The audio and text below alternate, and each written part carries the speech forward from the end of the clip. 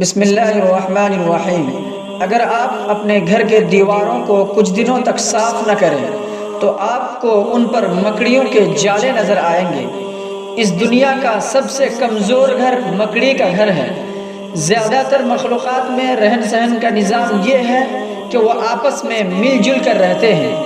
آپ ذرا چونٹیوں کو دیکھیں کہ وہ آپس میں ایک ساتھ مل جل کر رہتے ہیں، مل جل کر کام کرتی ہیں، اور جب وہ اپنا گھر بناتی ہے تو ایک کمرہ خاص کرتی ہے جس میں وہ انڈا دے سکے، ایک کمرہ خاص بناتی ہے جس میں وہ اپنے بچوں کی تربیت کر سکے، ایک کمرہ وہ خاص بناتی ہے جس کے اندر وہ غذائی ذخیرہ اندوزی کر سکے، یعنی اس میں رہن سہن کا ایک مکمل نظام موجود ہے۔ آپ شہد کی مکھی کو لے لیجئے اور دیکھیے کہ کس طرح ان میں یہ نظام ہے کہ وہ صرف انہی پھلوں اور پھولوں کا رس جمع کرتی ہیں جن میں کسی طرح کا کوئی زہر آلود مواد نہ ہو۔ وہ سب ہزاروں کی اور لاکھوں کی تعداد میں مل کر سب سے بہترین رس جمع کرتی ہے، اور ان میں بھی بچوں کی تربیت کا اور ان کی دیکھ بھال کا بہترین نظام موجود ہے۔ لیکن مکڑیوں کی بات بالکل الگ ہے۔ مکڑیاں پیدا ہونے سے لے کر موت تک تنہا ہی رہتی ہیں۔ آپ ذرا دیکھیے کہ ان کے اندر جالا بننے کی کتنی بہترین صلاحیت موجود ہے۔ وہ اتنا باریک جالا بنتی ہے کہ ان کے جالے کا ایک بال انسان کے سر کے بال سے 30 سے 80 گنا پتلا ہوتا ہے۔ لیکن مکڑیوں کی خاص بات یہ ہے کہ وہ جالا اپنے گھر میں رہنے کے لیے نہیں بنتی، بلکہ وہ جالا شکار کرنے کے لیے بنتی ہے۔ اور بات صرف اتنی ہی نہیں کہ مکڑیوں کے اندر معاشرتی نظام نہیں ہے، ایک ساتھ مل کر نہیں رہتی، بلکہ مکڑیوں کے اندر ماڑ دھاڑ بہت ہے۔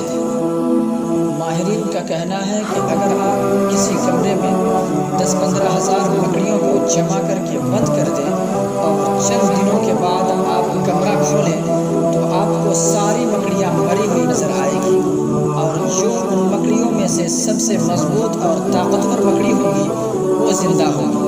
یعنی مضبوط اور طاقتور مکڑی کمزور مکڑیوں کو جان سے مار دیتے ہیں۔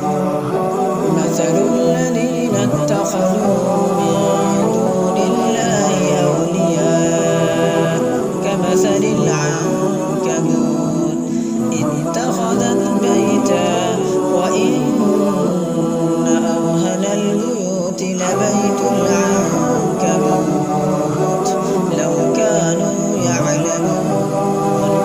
جن لوگوں نے اللہ کو چھوڑ کر دوسروں کو دوست بنایا ان کی مثال مکڑی کی ہے جس نے جالے کا گھر بنایا، اور بلا شبہ سب سے کمزور گھر مکڑی کا گھر ہوتا ہے۔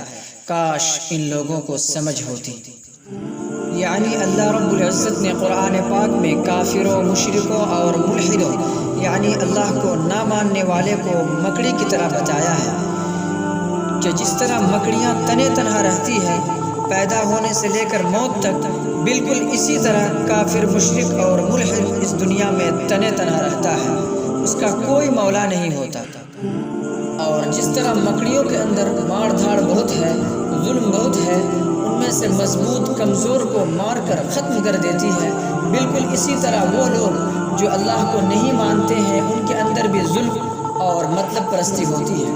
اب ذرا سوچئے کہ مکڑیوں کے بارے میں یہ سب تحقیقات آج ہمیں معلوم ہو رہے ہیں، جبکہ ہمیں ہمارے قرآن نے 1450 سال پہلے ہی سب کچھ بتا دیا تھا۔ کیا یہ قرآن کا خلا معجزہ نہیں ہے؟ اور یہ بھی ذرا سوچئے کہ کون ہے جو مکڑیوں کو سکھاتا ہے کہ تمہیں کس طرح کا جالا بننا ہے؟ کون ہے جو مکڑیوں کو ان سب راستوں کی رہنمائی کرتا ہے؟ کیا یہ بھی صرف ایک اتفاق ہے؟ کیا یہ بھی صرف ایک فطرت ہے؟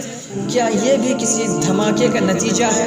نہیں اور ہرگز نہیں، نہ یہ اتفاق ہے نہ یہ کسی دھماکے کا نتیجہ ہے، بلکہ یہ میرے رب کی قدرت کی کرشمہ سازی ہے، اور یہی ہے میرا اللہ اور یہی ہے میرا رب۔ تو آئیے اس کی مخلوقات میں غور کریں تاکہ اس تک پہنچنا آسان ہو جائے اور اس سے محبت پیدا ہو جائے۔